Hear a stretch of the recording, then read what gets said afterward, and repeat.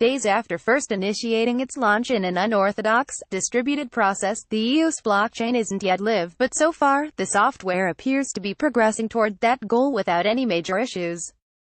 As profiled by CoinDesk, after raising a reported $4 billion over the last year to create the software necessary to launch the blockchain, the company that created it is leaving it to its community of users to actually get it off the ground. That doesn't mean there haven't been material updates, however, or that Block 1, the company in question, hasn't been involved in the initial booting effort. Rather, the company released version 1.0.0 of the EOS software on Saturday, and already it's published one update to the code, version 1.0.1, a release that Block 1 CTO Daniel Larimer described as preventing a potential crash in the update notes, along with some other minor issues.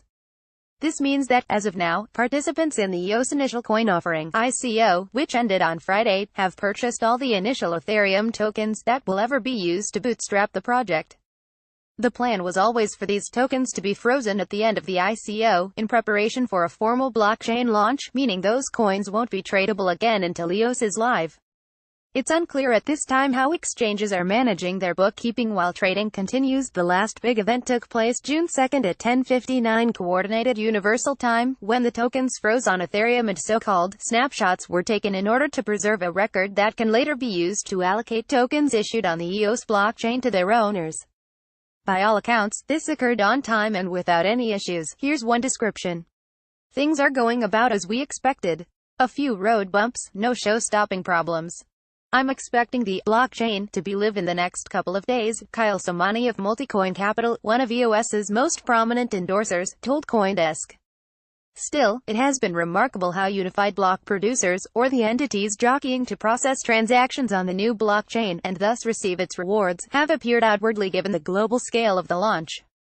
I've been part of calls of 60 to 90 people every day, Marc-Antoine Ross, the CEO of EOS Canada, told CoinDesk, adding, what I think is important is we all published agreement to launch one chain, bumps and bruises, but this outward coordination has not been without a lot of behind-the-scenes effort.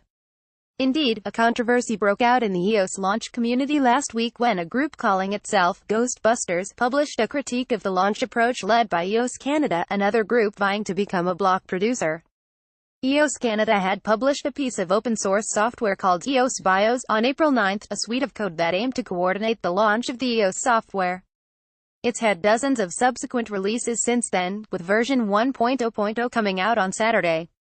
A lot of block producer candidates validated this solution to launch the network, Ross said.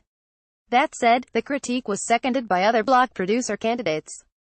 The May 28 blog post argued, using the EOS BIOS process will create unnecessary risks for the EOS blockchain launch and ultimately all EOS token holders. Also, any negative press on insecurities in EOS blockchain launch or failed attempt to launch the blockchain will have a negative impact on EOS price and reputation. It argued that the channels between the various nodes needed to be more secure, using layers that obscure IP addresses and encrypt data as it passes between block producers. EOS Canada promptly responded with a call for increased collaboration, arguing that some of the vulnerabilities identified were settings needed for efficient testing, not a production launch. In a subsequent post, Ghostbusters described theirs as the security-first approach. Unity prevails, but while it looked like there could be a split in the larger EOS community, one that could result in two competing blockchain launches, the greater value in consensus, it seems, has prevailed. On Saturday, participants in a live stream supporting the launch announced that the two sides had resolved their differences, which Ross confirmed, affirming that everyone has agreed to coordinate with EOS BIOS and it should have no problem integrating with Ghostbusters' preferred security measures, according to Ross. We've opened our hand to the Ghostbusters, Ross told CoinDesk, to make sure we have one strong network. Members of the Ghostbusters coalition have not responded to request for comment from CoinDesk. As such, there haven't been the forks or competing blockchains that many people feared. One group has launched EOS Classic, which basically recreates the existing token balances on Ethereum, where people are used to trading them. The creators use something of a complicated process for users to claim their tokens, but MyCrypto CEO Taylor Monahan asked her team to look at it, and they don't see anything dangerous about an EOS holder claiming EOS Classic tokens. It looks like it is in the current snapshot in time. It has no way to steal private keys from what I can see, Monahan wrote, though she warned that sometimes scams can come in phases, so that could come next. Just as Block reserved 10% of EOS tokens for the company. The EOS Classic reserves the same for itself, in what could be just another simple play for easy crypto money. Casting ballots. Other fears relating to the launch have been assuaged so far, including those relating to the selection of block producers via voting, a necessary action needed to help EOS just who would be in charge of maintaining its blockchain. As this vote was to be carried out by those who own EOS, a range of possible complications were theorized. These included that potential voting tokens could end up idle or lost forever because token holders never registered an EOS address, a necessary step to migrate their coins from Ethereum. This process has been going for a year now, and the designers of the process expected token buyers on Ethereum to remember that at the end of the process they would need to take action in order to hold on to their tokens and create an EOS address and associate it with their Ethereum address. It's not surprising that this message didn't get through to everyone who had ever bought any EOS. So, in order to prevent the exclusion of crypto users who aren't following the EOS blog, the EOS community coded up a workaround so that users wouldn't lose their tokens. Basically, for all the laggards, they generated an EOS version of their Ethereum public key. That way, once the user created an EOS version of their private key, offline, preferably, they could claim their tokens. Think of it this way, your Ethereum public key is just the wrapper around a longer array of numbers which are compressed into a 64-character string that you call your public key. EOS New York, another potential block producer, explained in a post on Steemit. But there may never have been much reason to worry about the likelihood of enough votes coming together to launch the chain. It turns out that there are some very big whales out there, people who have a powerful vested interest in making sure that the system launches.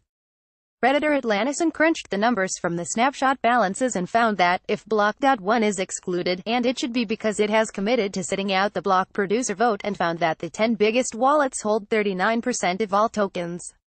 In other words, those 10 could decide almost anything they wanted if they coordinated. The top 100 wallets control 65% of the tokens. These numbers are again somewhat skewed by the fact that some of these whales must be exchanges, and some of the biggest exchanges have committed to not voting their users' tokens. Still, there are probably a few large holders out there who plan to vote once they feel comfortable with a mainnet release, so that it goes live. With so many large holders out there, it doesn't sound like hitting 15% of the tokens voting will be difficult, even if not that many actual people vote. Ross would not commit to any kind of timeline for EOS to go live. The block producers are running a variety of testnets now, any one of which might meet all the checks for the chain, the software and the security that they are looking to validate. When they all agree they have a configuration that works, a group announcement will go out calling for holders to prepare to vote for the first slate of block producers. When it goes live, that's when we'll really start to understand Don Larimer's latest technology. As Siddharth Kale, co-founder of the Turing Advisory Group, told CoinDesk, the real test of whether one should be alarmed or not would come once the network is live and running.